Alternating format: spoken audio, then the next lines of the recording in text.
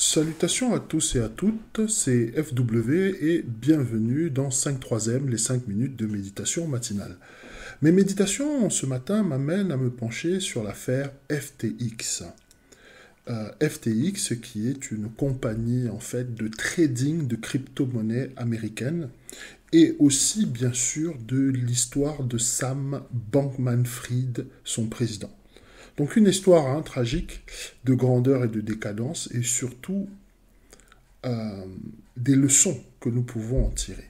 Donc pour faire court, donc FTX, c'est une plateforme de trading de crypto-monnaies et son créateur, Sam Bankman-Fried, donc SBF pour les intimes, a perdu en fait le capital de son entreprise en faisant de mauvais investissements, notamment en prêtant de l'argent à des sociétés en difficulté et en faisant des placements boursiers risqués et peu rentables avec l'argent de ses clients.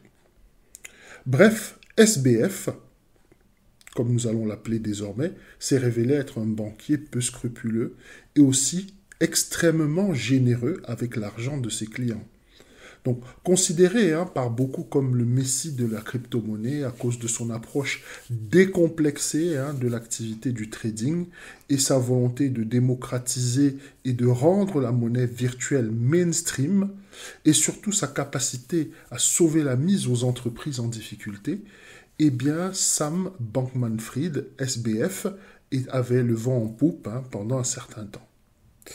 Il a même réussi à accumuler la bagatelle de plusieurs milliards d'euros en l'espace de quelques journées. Il avait à son actif de grosses opérations financières qu'il avait réussies et tout marchait très bien pour FTX à telle enseigne que Sam Bankman-Fried s'est même retrouvé en train de dire qu'il souhaitait racheter Goldman Sachs. Pour ceux qui ne savent pas, Goldman Sachs est aussi une très très grosse compagnie dans le domaine de la finance. Mais ce qui nous intéresse dans l'histoire de Sam Bankman-Fried, c'est la façon dont il tombe. Sa chute, en fait, va venir d'un de ses partenaires et amis, Changpeng Zhao, un investisseur canadien, qui en fait était partenaire avec lui et qui était dans l'actif de sa société. Problème, c'est que ce partenaire-là, en même temps qu'il était partenaire, était aussi patron d'une entreprise qui s'appelle Binance, qui, entre guillemets, est aussi un concurrent, c'est aussi une plateforme de trading. Et en fait, les difficultés vont commencer à s'accumuler au niveau de FTX à cause de ses mauvais placements, mais le coup de grâce va venir de Binance, donc de Changpeng Zhao, l'ami de SBF, qui va tout simplement se retirer du capital de la compagnie en mettant en vente toutes ses actions. Et bien ça va avoir un effet boule de neige qui va amener tous les clients de FTX à réclamer leur argent.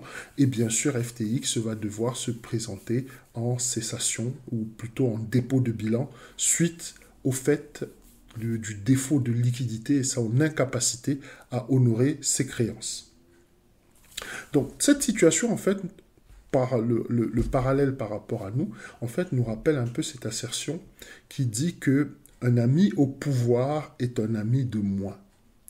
Alors, parce que bien que son propriétaire soit aussi ami, les propriétaires étaient amis, Binance et FTX, ils étaient aussi des concurrents. Et jusqu'à la fin, SBF était persuadé que son ami pourrait éventuellement le sortir de l'embarras, mais c'est justement de Binance qu'est venu le premier coup de semonce. Et souvent, nous avons, nous aussi, tendance à confondre les relations professionnelles et l'amitié.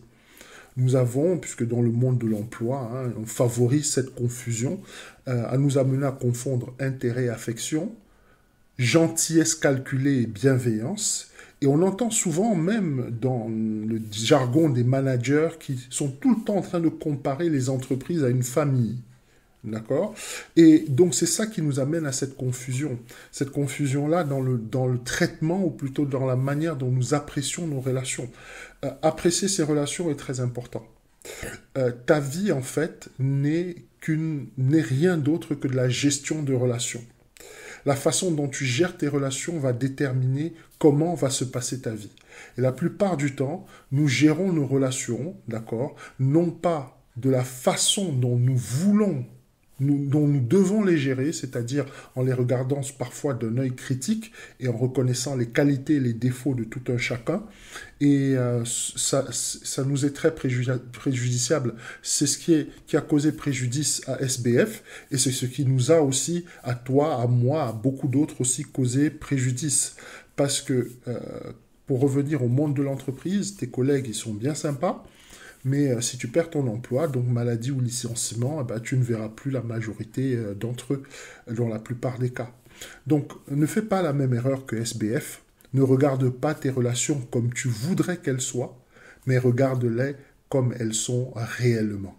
Je te souhaite une bonne journée.